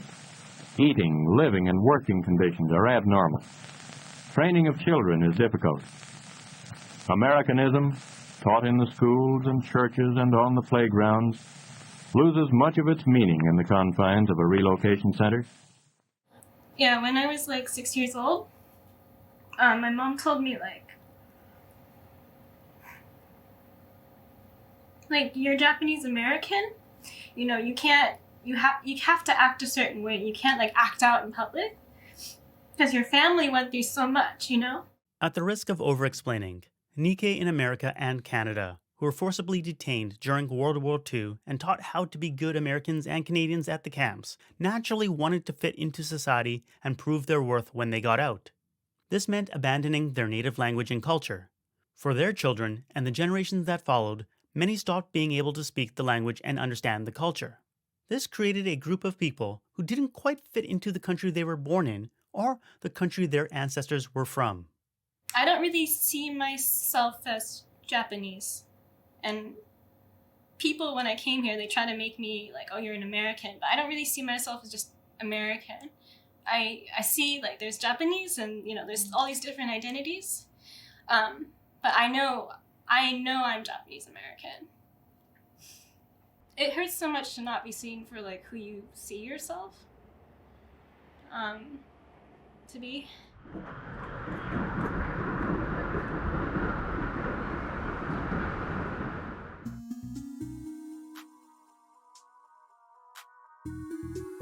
It's easy to see how looks can be so strongly tied to being Japanese, as the vast majority of Japanese look similar. Where I'm from, Canada, there is no way in the world that you can look at someone on the street and figure out if they're Canadian or not. There's simply too much diversity. But in Japan, if you see someone who's visually different from the rest, then there's a very good chance that they're not Japanese. However, even when a quote-unquote Japanese person learns that a person is indeed Japanese, their appearance can still color their judgment. On the other hand, those that do look typically Japanese, but don't have the same cultural or language proficiency, can really stand out, both in and outside of Japan. I can't just say I'm Japanese because I don't look typical Japanese. Like I have to explain, like I can't just say Nihonjin desu, and because most people would be like, でも日本人に見えないんだけどになるから、やっぱりこう、まあ実はお父さんがアメリカ人でお母さんが日本人で私はハーフですっていう紹介が必要になる。When people say mixed babies are cute, that really bothers me. Like, babies are cute. Babies are cute. Maybe some babies are not as cute as other babies, but it really bothers me when people say that because I feel like it others people of mixed roots in a way that's unnecessary, and it like makes it about how they look. Ethnically, we're very diverse. Even as Asians, we have Chinese, Korean, different roots. To be Japanese ethnically, it's difficult to define that. You know, you can look different. You can be non-Asian and be Japanese. Like the outside looks Japanese, but I don't have a lot of connections like inside. It's really weird because if you don't have the language, if you don't do Japanese things, but you look Japanese, like what is the, how, I don't know. It's like a lot of questions. Max had a funny story about his Japanese mother's family that he would visit regularly.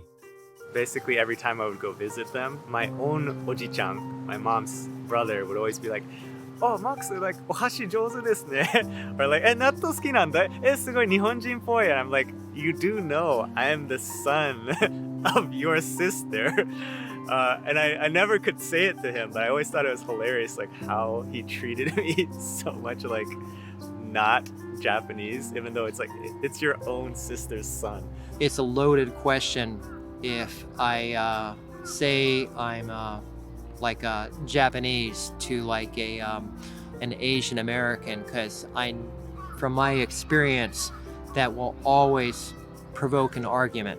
I remember meeting this bus driver who saw me and said, "You Asian?" And I was like, "Yes." He was like, "Are you black?" And I was like, "Yes." And he was like, "Oh, that's cool." And then proceeded to like tell me that he was going to find an Oriental woman.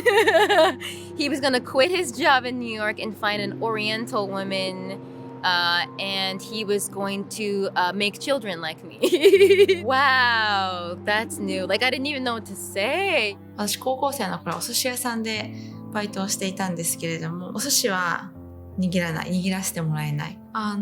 その理由はその見た目にこう合わないから、お客さんから見えるからっていうことだったみたいです。留学しに来てるのって偉いね、お寿司屋さんアルバイトなんかして日本の文化好きなんだねって、こう見た目で勝手にこうストーリーを作り上げられるというか、こういう顔の人が日本の文化に触れていると、日本が好きで、日本っていう偉大な国の文化に触れるためにわざわざやってきて勉強しているというようなこう想像が膨れ上がるのかななんていうのは感じました。どうぞ。じゃあ、はい、まず何だったら110番お願いします。はい、わかりました。ありがとうございます。こういう撮影の時に必ず職務質問されます。理由は分かりません。警察から職務質問はもうたびたびされるし、だからといって殴られるとかっていうのはないんですけど、多分今までの人生で、300回以上はされてきてますよね。でも僕がスーツを着てれば職務質問されないんですよ。絶対されないです。だからそのスウェット着てたりフードかぶってたりしたらもちろんされるし。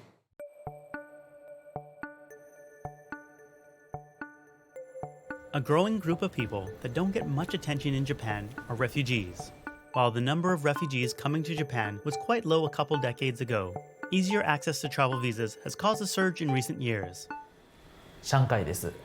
日本生まれのミャンマー人として、日本で生活していますが、国籍は今のところまだありません。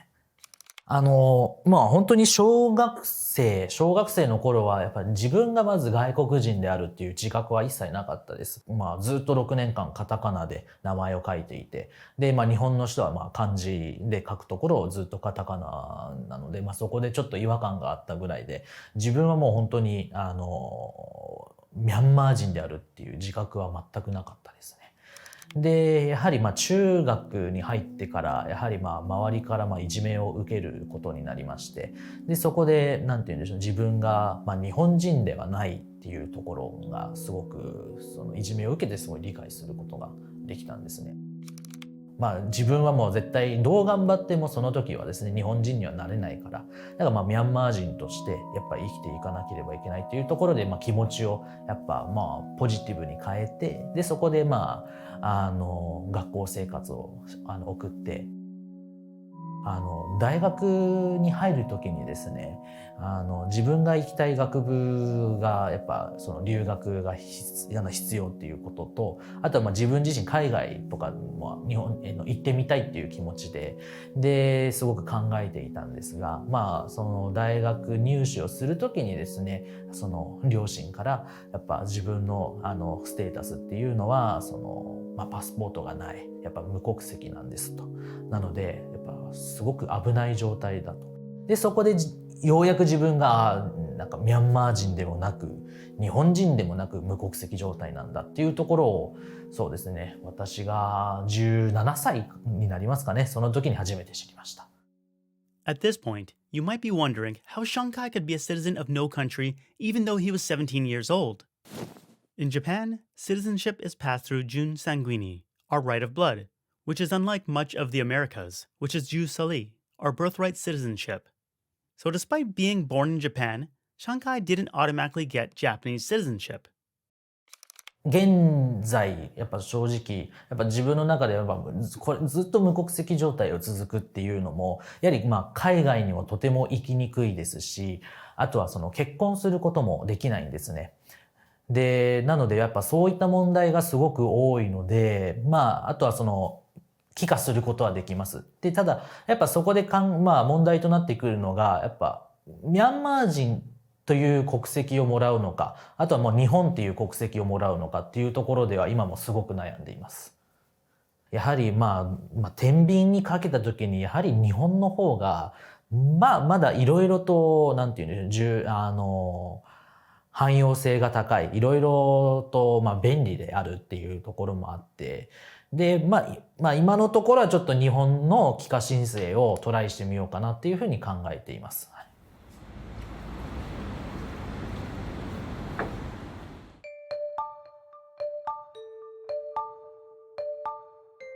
In Japanese, those who have naturalized are known as kikasha.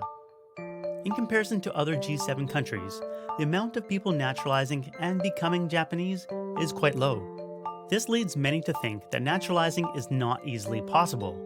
However, the success rate of applicants is incredibly high. Unfortunately, I have the impression that a lot of foreign countries see Japan as closed and unwelcoming. This is really not true, and I would like to encourage people to come and see for themselves. If you really like Japan and want to live here, that is good too. You can become Japanese. Soedo, who we met before, not only naturalized, but has a website where he teaches the ins and outs of naturalizing, as well as shares the stories of others who have become Japanese. I'd say the top question I get asked is, was it hard? And I said, well, it's actually, it's not easy, but it's not as hard or as impossible as you might think. There are 6 conditions for naturalizing, which I'll briefly summarize. 1. You need to live in Japan for 5 years. 2. Be over 20 years old. 3. Not be a criminal. 4.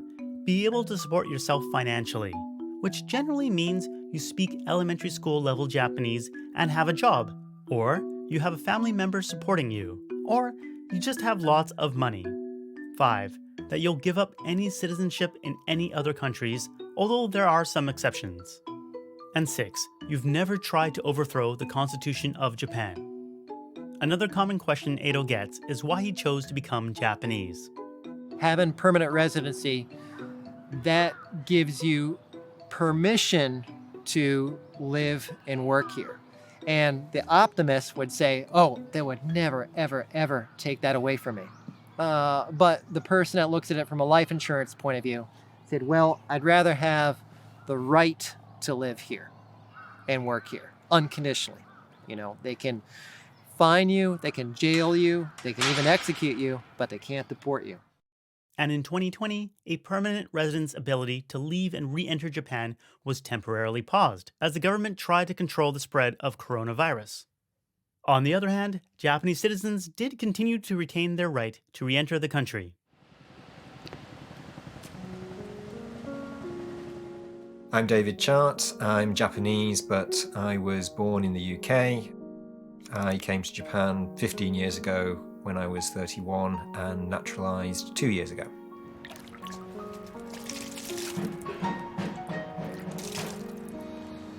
It's part of the reason why I feel culturally Japanese in a lot of ways, because I do practice Shinto and that is really Japanese. I passed the exam that they set for lay people who want to take an exam about Shinto. I passed at the highest level, and none of the people I have encountered in Shinto have had any problem with the fact that I was not born in Japan. The question I asked all people who naturalized was if it was hard to do so and why they chose to.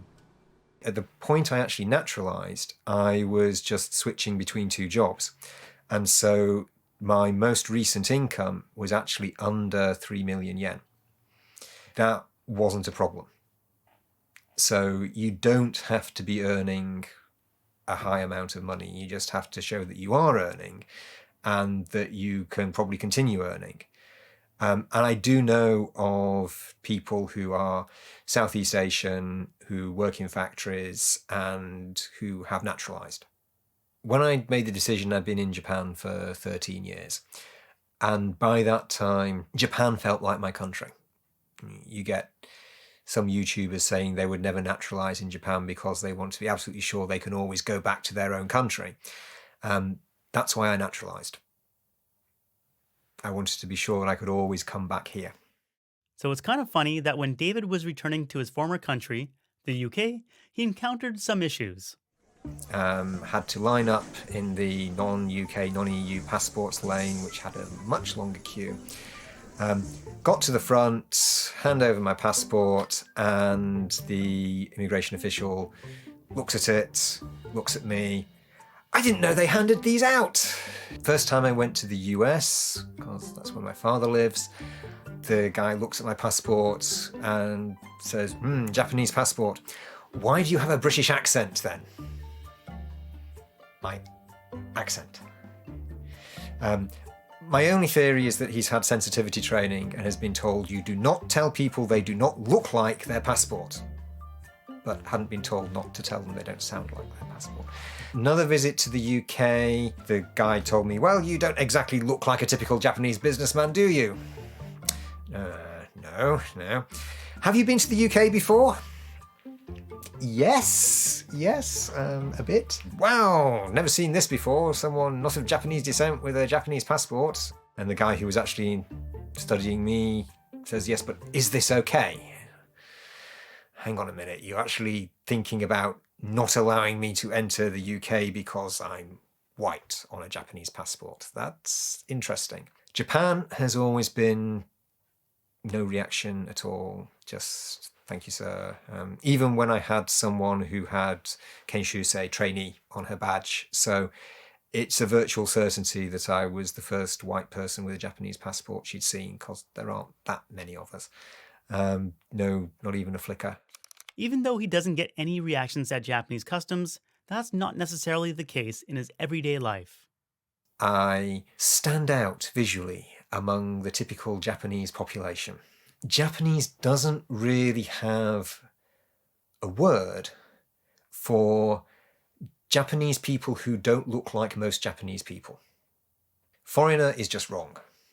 Legally, I am not a foreigner. I am a Japanese citizen. This is my country. I get to vote. I can run for Prime Minister. You want a way to talk about Zainichi Koreans who have naturalized. They're Japanese. They were born in Japan. They were raised in Japan. Their native language is Japanese. Their parents were born in Japan. Their grandparents were usually born in Japan these days. How do you describe them? They're not Zainichi Koreans anymore, right? They are now Japanese. So Japan doesn't yet have language for this. How do you pronounce your name again when you introduce yourself in Japanese? Griselderu Bari Joshua. And it's always difficult to say whenever I get called. And it's always Grizu. So I always say hi. I specifically asked Josh the question about his name because using Western names in Japan can have issues. First, there's the length, since Japanese only have 2 names, a first and a last, while other countries can have 3, 4, or 5. The second issue is converting the name into katakana, which will almost never sound like the original name and makes the already long name even longer, due to the way katakana is written versus kanji. Now, if you look at David Chart's name in Japanese, you'll notice that the last name is in katakana and the first name is in kanji. I asked him why that was. I did suggest that we could go for kanji surname as well, but my daughter strongly opposed that because she is a half, and so she should have a name that is half katakana and half kanji. So I wasn't allowed to change the surname from what my wife had chosen when we got married. And I wanted kanji in the name, so I found some kanji for David.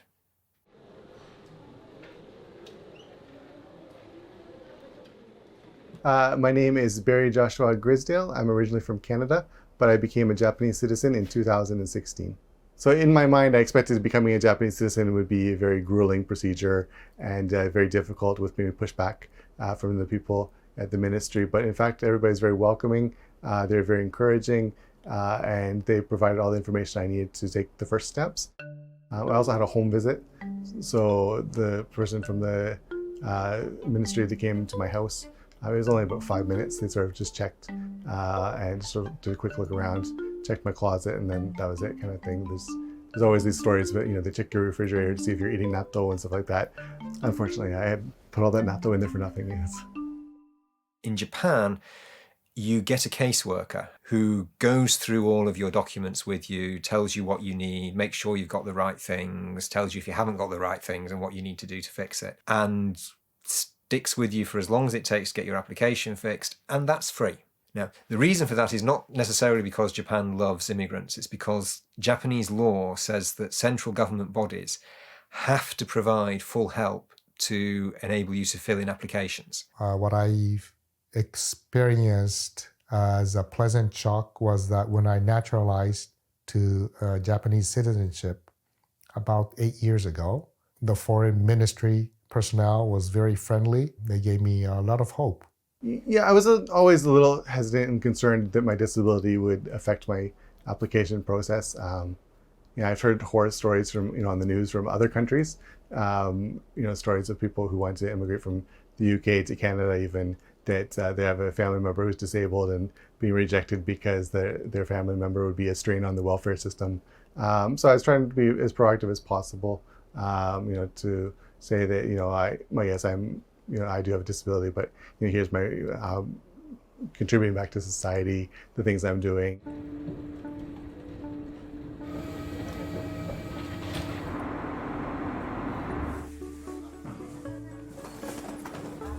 Well, I was called by the government of Tottori actually to come and check out the accessibility features of their tourist attractions.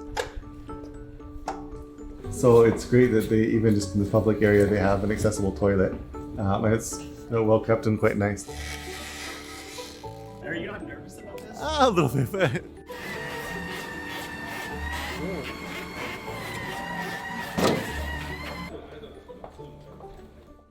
鳥に来てからもう数時間しか経ってないんですけど、感動ばっかりですよね。みんなの優しい心とか、アイサポートで先ほどアイサポートの説明をいただいて、すごく。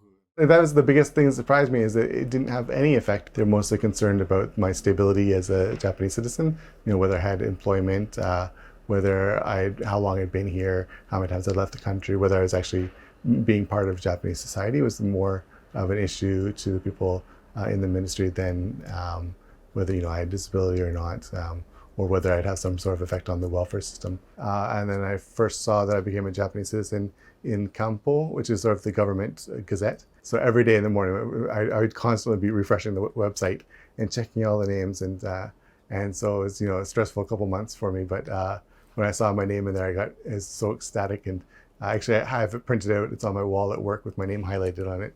I became a citizen on August 29th in 2016. So I consider it my Japanese birthday. So I'm 4 years old in Japan. How does it feel to be Japanese? I still wake up sometimes and I get a smile to myself that, hey, I'm Japanese.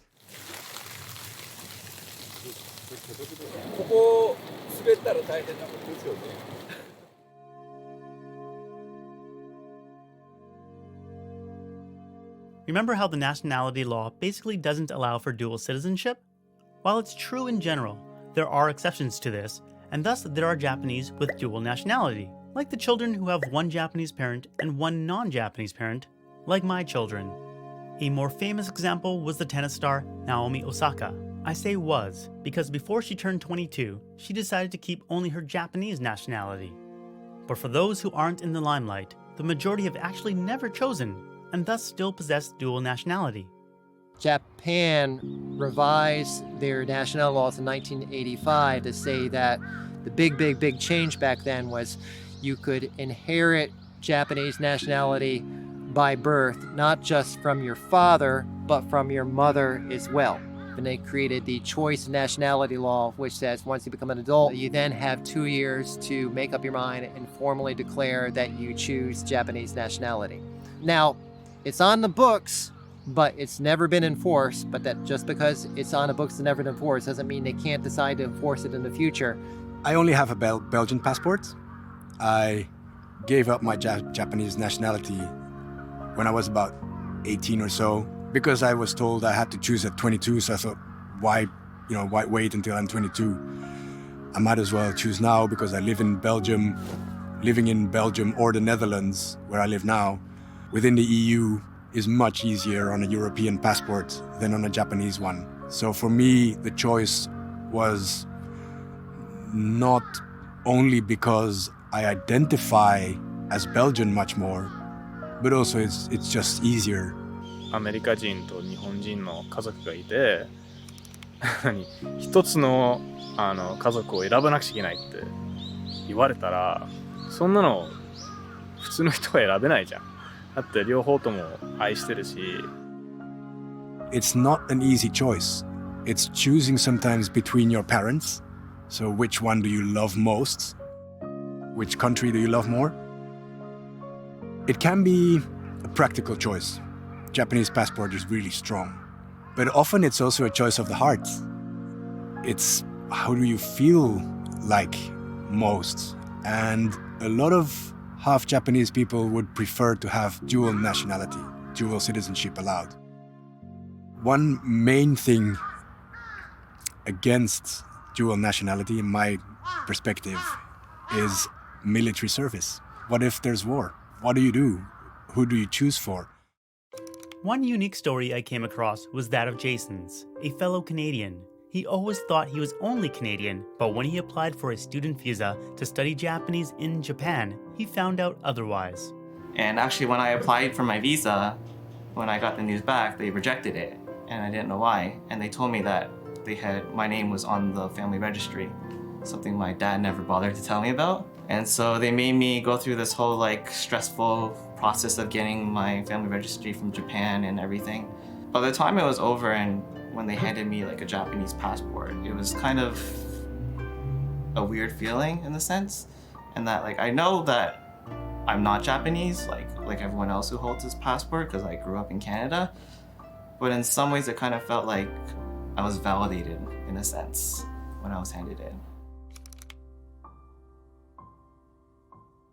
The embassy or consulate was very persistent on me getting the passport, actually. They were saying even though you're above 22, because you were born in Canada, they said that because you got your Canadian passport when you were born through birthright, that the Japanese government cannot take that away, technically. And so you are okay with keeping both. Which does not agree with any of the laws which are written on paper, I will admit. Upon applying for passport renewal, many dual citizens will be handed a pamphlet saying that you must make a choice of nationality. So the fact that Jason was told to get a Japanese passport and not make a choice of nationality was surprising.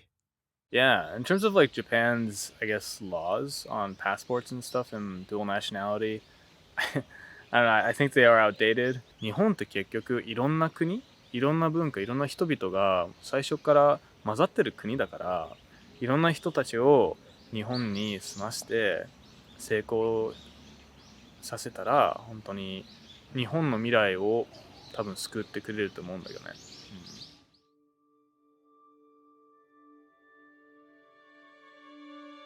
A question that came up over and over throughout all the interviews was how does someone actually be Japanese? What does one have to be to be considered fully Japanese? Talking with Japanese Americans, I learned the terms Junjapa and Junsui, which translate into pure Japanese and pure. Another common term is Nihonjinron, which is the theory of Japaneseness. More broadly, it's the idea that Japanese are unique. Believing in these kinds of ideas consequently means that there are only certain individuals that can be Japanese. I always felt like it was an insider-outsider type deal. So it's either you're Japanese or you're not Japanese, and it wasn't all that relevant what exactly you were, besides the fact that you were not Japanese. The best way to come to terms with who you are is just to accept that you'll maybe never be considered to be fully Japanese. Which for me is easy because I wasn't born or raised here and I don't have the ambition to live in Japan for the rest of my life. But if that's the case, then that might not be an answer that, you'd be happy with. Saying, you'll never be Japanese, be fine with it. So it's something that needs to be discussed, and what is Japanese is something that needs to be rethought over and over. I think my identity is Zainichi Kankokujin, for sure, yes. That is where it originated, and I think it's going to remain that way, firmly. But you're also Nihonjin as well, are you not? Well, by nationality, but I don't think I'm Japanese. I would like to be close to the Japanese society as much as possible, but I probably will never be pure Japanese. I can never be, I don't think. I struggled with that for a long time, what it is to be Japanese. Actually, when I say it now, I don't necessarily say I'm Japanese, I say I'm a Japanese citizen. Because I don't have Japanese citizenship, but I grew up in Japan. Yeah. Yeah, for Western people, I'm Japanese. I know that I mean, but for Japanese people, I'm not Japanese. So, まあなんかみんなが勝手に決めてる感じだからな。What should I say? 本人が日本人だと思えば日本人なんじゃないかなと思うんですね。Trying to be so hard accepted in Japan to be accepted as Japanese has not become an issue to me anymore. It was in the past, but I'm so many things. And that's something I hope other people who maybe feel like they have an identity struggle is to realize they are not just their own ethnic background. Like, your identity is who you make it out to be. And, you know, not everyone is going to accept maybe the fact that I'm Japanese, or maybe I'm not as Japanese as somebody who's born and raised here. But to me, that's just, it matters a lot less now because I know who I am and I know where I came from and I know my background. So I'm completely fine with that as it is. It is what it is. That, by the way, was reference to Naomi Osaka's one-time Twitter status, where I'm guessing she was getting tired of the same questions. In fact, she even made an ad with Nike where she answered the constant questions she gets. Do you consider yourself Japanese or American? Shh. It's very unfortunate that some people still do not feel comfortable saying you are Japanese, you know, from the bottom of their hearts, because there's kind of like a small needle stuck in somewhere in your stomach saying, maybe you're not, you know, are you sure you're Japanese? But I don't mean to be kind of Socrates or anything, but being Japanese is just being Japanese. Either you have it or you don't, you know. If you think you're Japanese, you're Japanese, I think. You can go on about being legally Japanese, being what Japanese, being half Japanese, being quarter Japanese, but, you know, Japan is a nation state, and it's a nationality, it's culture. But if you're comfortable with being Japanese, you're Japanese.